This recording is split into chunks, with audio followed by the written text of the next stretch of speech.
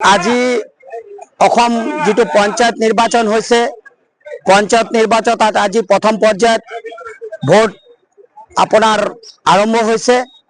আজি লিডু অঞ্চলত বিভিন্ন আপনার কেন্দ্র ইয়াত মুকলি করা হয়েছে ভোটর কারণে, পঞ্চায়েত ভোটর কারণে।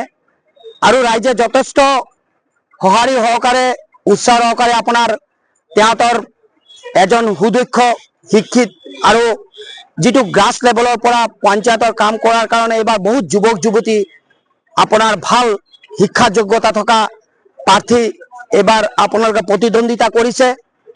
আমি সমূহ যিবিলাক প্রতিদ্বন্দ্বিতা করেছে, যিসকল পঞ্চায়েত নির্বাচনত তাতে অংশগ্রহণ করেছে, সমূহ প্রার্থীক আমি ইহঁতক আন্তরিক শুভেচ্ছা জনাইছো।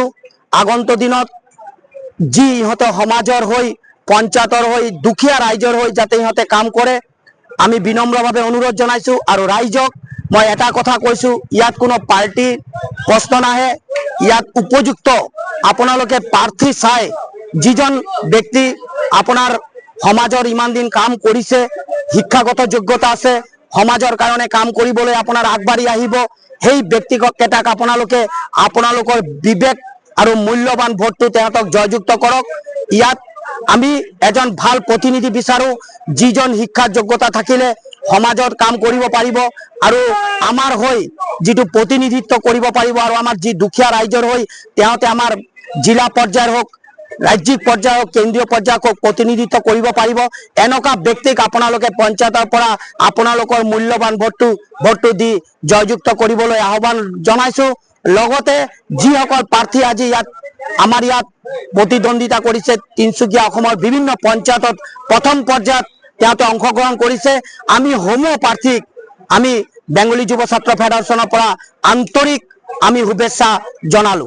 আপোনালোক সকলোলৈ, যিহেতুকে আপোনালোকে এই পিছপৰা লিডু অঞ্চলত আহি আমাৰ মনৰ সুখ দুখৰ কথা জানিবলৈ আহিলে, তাৰ বাবে আপোনালোকক পুনৰবাৰ আপোনালোক গোটেই টিমটোলৈ আমি ধন্যবাদ জনাইছো। আজি অসমত প্ৰথম পৰ্যায়ৰ পঞ্চায়ত নিৰ্বাচন অনুষ্ঠিত হৈছে, গতিকে আমি বিভিন্ন ঠাইত ফুৰিলো, ৰাতিপুৱা নাৱেৰেও যাত্ৰা কৰি পেলাই ভোট দি আহিলো নিজেই। গতিকে ৰাইজৰ যথেষ্ট সঁহাৰি আমি পাইছো।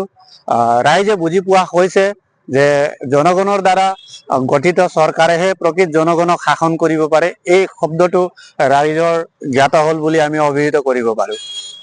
ৰাইজৰ উৎসাহ দেখিছো, যথেষ্ট ভিৰ হৈছে বিভিন্ন চেণ্টাৰসমূহত। চাওক আজি এইখন লিডু বজাৰ স্কুলত ইয়াত ৬টা-৭টা চেণ্টাৰ ইয়াত চলি আছে। এই ৬টা-৭টা চেণ্টাৰত এটা মেলা সদৃশ পৰিৱেশ আমি দেখিবলৈ পাইছো। ৰাইজে শিলডল ভাঙি নিজৰ ভোটদান সাব্যস্ত কৰিবলৈ আহিছে।